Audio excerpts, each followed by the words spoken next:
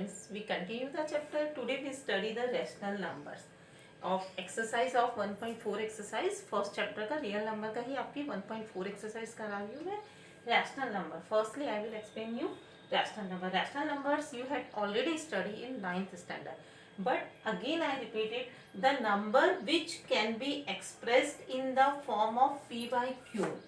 Where P and Q are integers and Q does not equal to 0 are known as rational number. It means क्या है rational number? क्या है हमारे जो P by Q की form में होंगे एंड हमारा जो डिनोमिनेटर पार्ट है Q 0 नहीं होना चाहिए. That be a rational number. Okay, Q हमारा डज नॉट इक्वल टू 0, तो ये हमारा क्या होगा, रैशनल नंबर्स होगा. Now decimal form of rational numbers. अब मैं आपको एक्सप्लेन करती हूँ decimal form of rational number. Decimal form हमारी रैशनल नंबर की क्या होती है, टर्मिनेटिंग, नॉन टर्मिनेटिंग. दो पार्ट होते हैं हमारे. Terminating decimals are rational number. जो भी टर्मिनेटिंग होंगे वो हमारे क्या होंगे, रैशनल नंबर होंगे. And non terminating and repeating decimals are also rational numbers. ये भी हमारे क्या होंगे, रैशनल नंबर्स ही होंगे. अब मैं आपको इसको एक थ्योरम के उसमें एक्सप्लेन करके बताती हूँ. लेट कर लिया हमने, let x be a rational number. X हमारा कोई भी एक रैशनल नंबर है. इट मीन्स क्या होगा, एक्स किसकी फॉर्म में होगा, हुज डेसिमल्स आर टर्मिनेटिंग. जो कि हमारे डेसिमल्स क्या है, टर्मिनेटिंग है. तो हमारा रैशनल नंबर है. सो डेट एक्स किसकी फॉर्म में होगा, पी बाई क्यू की फॉर्म में होगा. And q is of the form of 2 raise the power m into 5 raise the power n. Q हमारा किसकी फॉर्म में होना चाहिए, 2 की पावर m और 5 की पावर m. n, m और n are non negative integers. m और n हमारे क्या है, नॉन नेगेटिव इंटीजर्स है. मैं कुछ एग्जांपल्स देके आपको ये चीज एक्सप्लेन कर रही हूँ. ये शायद आपको क्लियर हो गया होगा. Decimals form of rational number क्या है, terminating decimals are rational numbers. ठीक है. Second, non terminating and repeating decimals are rational numbers. और हमारे p बाई क्यू की फॉर्म में होंगे. q हमारा किस फॉर्म में होना चाहिए, 2 की पावर m एंड 5 की पावर n. m और n हमारे इंटीजर्स है, इनकी वैल्यू कुछ भी हो सकती है. Let me now explain it by giving a example. Okay, terminating और नॉन टर्मिनेटिंग हम आपको एक्सप्लेन कर रहे हैं कुछ एग्जांपल्स देके. लाइक दैट वी हैव, कोई भी एक डिजिट ले लेती हूँ मैं जिसे हम एक्सप्लेन कर देते हैं. Okay, firstly I will take the example of 77 upon 210. मैंने ये लिख लिया. ठीक है, ये हमारा कट भी हो रहा है, मैं इसको कट कर लेती हूँ 7 से एंड 3 और 0. Then you have 11 by 30. हमारे पास क्या हो गया, 11 बाई 30. 30 के मैं इजीली फैक्टर कर सकती हूँ. 30 के आप चाहे तो प्राइम में बहुत इजी वे में बता रही हूँ जिससे सभी बच्चों को बिल्कुल क्लियर हो जाए. इसीलिए मैं डायरेक्टली इसके प्राइम फैक्टर्स नहीं लिख रही हूँ, मैं इसको फैक्टर्स करके भी आपको शो कर रही हूँ. 2 15 बहुत इजी, सबसे इजी वे मैं यूज में ले रही हूँ. देन हमारे क्या है, 30 के फैक्टर, ये मेरे फैक्टर आ गए. ठीक है. अब इसमें हमारे पास 2 और 5 भी है ना. 2 और 5 तो है हमारे पास, बट हमारे पास एक्स्ट्रा में क्या है, 3 है. So that it is a non terminating. ये हमारे पास क्या होगा, नॉन टर्मिनेटिंग. नॉन टर्मिनेटिंग है. रीजन क्या है, it is not of the form of 2 raise the power n and 5 raise the power n. m या n कुछ भी ले सकते हैं. m और n तो हमारे वैसे भी इंटीजर्स हैं. तो मेन तो क्या है बच्चों, इसमें क्या आ रहा है, 3 एक्स्ट्रा में आ रहा है. So that it is not a terminating. ये हमारा क्या होगा, टर्मिनेटिंग नहीं होगा. मैं अनदर एग्जांपल बताती हूँ आपको. Second example, 13 by 125. 125 के फैक्टर आप लोग इजीली कर सकते हैं. 5 रेज द पावर 3 हो गया. और मैं इसमें क्या कर लूँ, 2 रेज द पावर 0 इजीली लिख सकती हूँ. क्यों, क्योंकि मैं सिंपली पहले मैं क्या कर रही हूँ, 1 से मैंने मल्टीप्लाई कर रही हूँ. 5 की पावर 3, 2 की वैल्यू क्या होती है, ऑलरेडी आप स्टडी कर चुके हैं, 2 raise the power 0. It means ये किसके टर्म में फैक्टर आ गया, 2 और 5 के टर्म में फैक्टर है. So that it is a क्या है, ये टर्मिनेटिंग है. ये क्या है हमारा, terminating, because it is the factor of the term of 5 raise the power n and 2 raise the power n. ठीक है, इसके टर्म में फैक्टर है हमारे पास, इसके अलावा कोई दूसरी डिजिट नहीं है.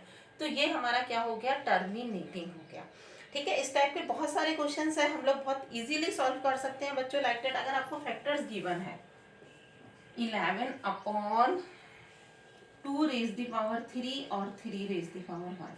हम इसको अब हमें फैक्टर करने की जरूरत नहीं है, हम डायरेक्टली भी इसको लिख सकते हैं। इट इज क्या है, टर्मिनेटिंग, नॉन टर्मिनेटिंग, सॉरी ये हमारा क्या है, नॉन टर्मिनेटिंग। बिकॉज क्यों है वही है, इट इज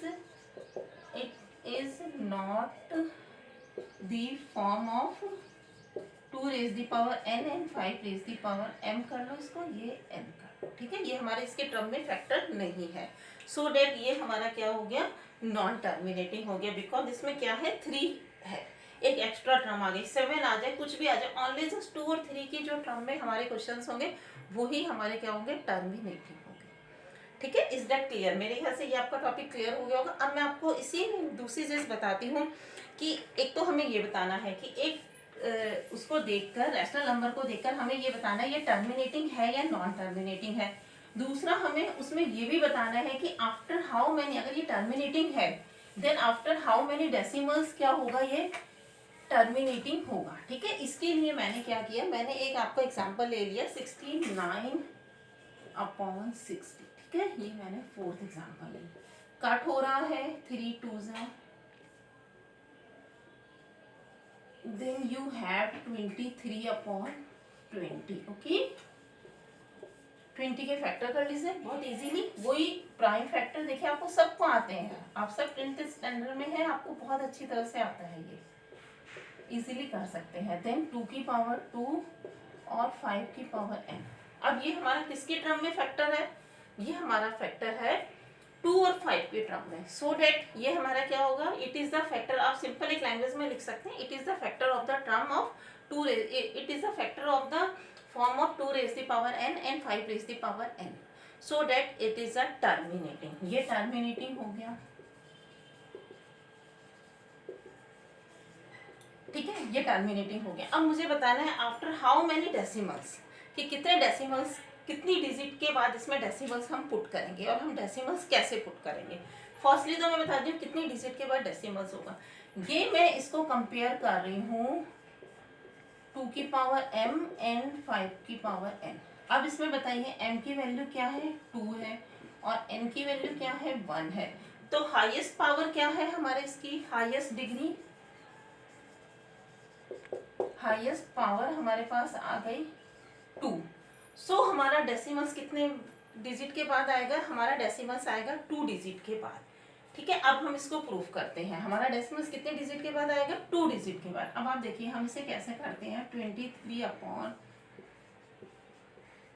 5, मैंने 5 से न्यूमरेटर और डिनोमिनेटर दोनों में मल्टीप्लाई कर दिया, ठीक है। अब हम मल्टीप्लाई कर रहे हैं, मल्टीप्लाई कीजिए 115, when 23 is multiplied by 5 then we got 115, और यहाँ हमारा क्या हो गया, 2 की पावर 2 5 की पावर 2। इसको मैं कुछ इस तरह से लिख सकती हूँ, 5 2 z 10, देन क्या हो गया 115 अपॉन 100 हो गया। अब आप इसको डिवाइड कर दीजिए, यू गॉट, देखिए आपका आंसर आ गया। आफ्टर कितनी डेसिमल्स के बाद आ गया, 2 डिजिट की, 2 डिजिट के बाद हमारा क्या हो गया, ये हमारा डेसिमल्स आ गया। इज दैट क्लियर बेटा? ऐसे आप बहुत सारे क्वेश्चन है आपकी एक्सरसाइज 1.4 के, आप लोग आज उनको सॉल्व करिए। अगर कोई भी डाउट वगैरह हो तो आप कमेंट बॉक्स में लिख सकते हैं, तो मैं आपको उसका सॉल्यूशन बता दूंगी। Okay student, is that clear? मेरे ख्याल से सब आपको क्लियर हो गया होगा। इस तरह से आप ये बता सकते हैं कि कितने डिजिट के बाद आपका डेसिमल पुट होगा। ओके स्टूडेंट, प्लीज़ अगर मेरा ये वीडियो आपको पसंद आया हो तो प्लीज़ लाइक ज़रूर करें। Okay, thank you.